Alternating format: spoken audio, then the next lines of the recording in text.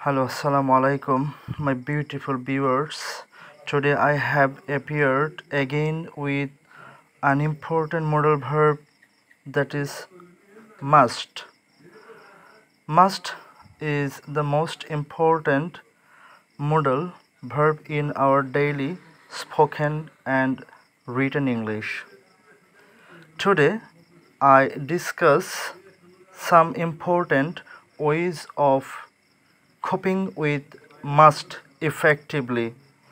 Though there are some ways of using modal must, now এখন আমি তোমাদেরকে এই অনেকগুলো গুরুত্বপূর্ণ উপায়ের মধ্যে কয়েকটি উপায় তুলে ধরব।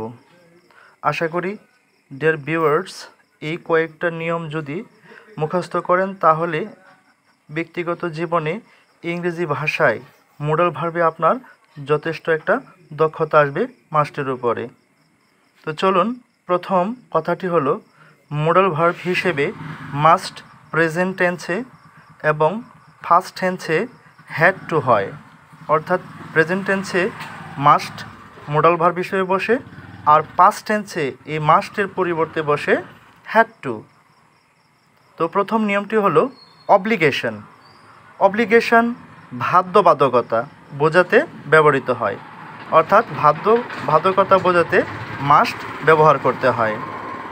For example, you must obey your parents. You must obey your parents, তোমার পিতামাতাকে অবশ্যই তোমার মানতে হবে, শ্রদ্ধা করতে হবে। অর্থাৎ এখানে পিতামাতাকে সম্মান করাটা সন্তানের জন্য আবশ্যক, সে বাধ্য, তার মুরব্বী, জন্মদাতা। সুতরাং এরকম বাধ্যবাধকতা বোঝাতে যে করতেই হবে, যেটা না করলে আমাদের নয়, না করলে হবে না, সেই বাধ্যকতা বোঝাতে আমরা কি করব, বাক্যে সাবজেক্টের পরে মাস্ট বসাবো, পরে একটা অর্থবোধক ভার্বের বেস ফর্ম বসিয়ে আমরা সেন্টেন্সটাকে পূর্ণ করে নেব। অ্যানাদার ইম্পর্ট্যান্ট ওয়ে, অ্যাডভাইস, অর্থাৎ উপদেশ বোঝাতে আমরা বাক্যের মধ্যে সাবজেক্টের পরে মাস্ট ব্যবহার করব উপদেশ বোঝাতে।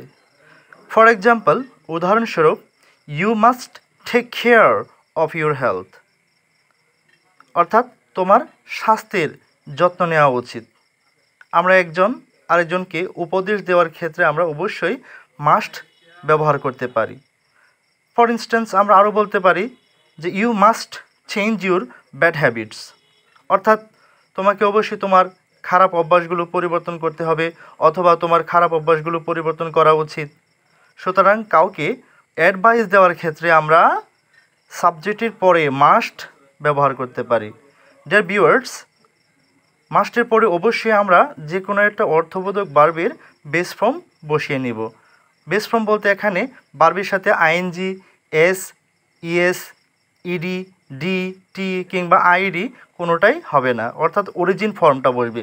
মডেল ভার্বের পরে সর্বদাই মূল ভার্বের বেস ফর্মটা বসে। তো ভিউয়ার্স, আরেকটি গুরুত্বপূর্ণ উপায় হলো সার্টেইনটি। সার্টেইনটি মানে হচ্ছে শিওরিটি, নিশ্চয়তা। নিশ্চয়তা বোঝাতে আমরা বাক্যে সাবজেক্টের পরে অবশ্যই কী করব, মাস্ট ব্যবহার করব।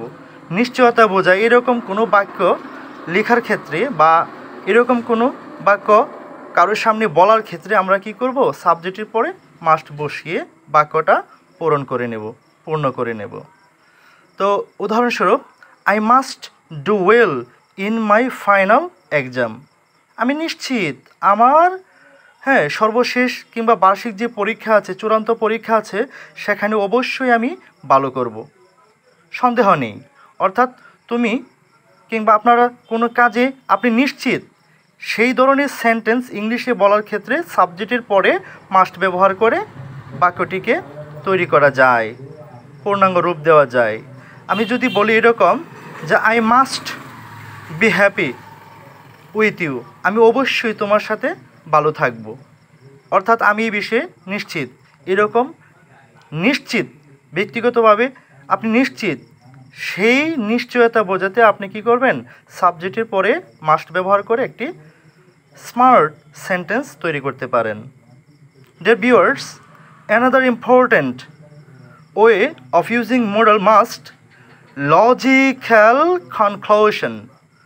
লজিক্যাল কনক্লুশন, এখানে কনক্লুশন শব্দটি ডিসিশনের একটা সিনোনিম হতে পারে, অর্থাৎ যৌক্তিক সিদ্ধান্ত বোঝাতে সাবজেক্টের পরে মাস্ট ব্যবহার করা যেতে পারে।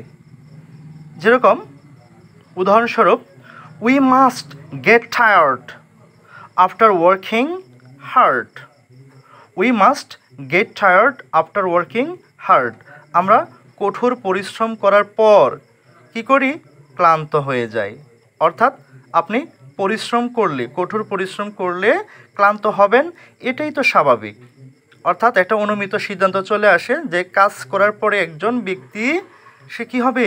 ক্লান্ত হবে। এজন্য আমরা এখানে মোডাল ভার্ব মাস্ট এনে ব্যবহার করেছি। The foremost and final way of using modal verb as must is determination, অর্থাৎ দৃঢ় প্রতিজ্ঞা।